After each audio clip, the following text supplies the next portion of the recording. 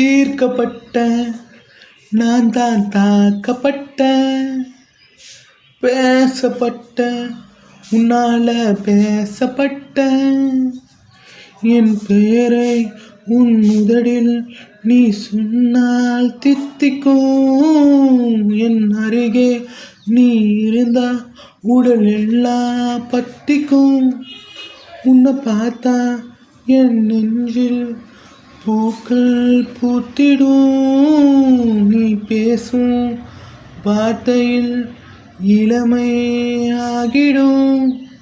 கனவே கனவில் நான் உணவே வரமே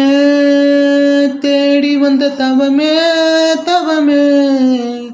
ரணரணமாக கொள்ளிய வனவன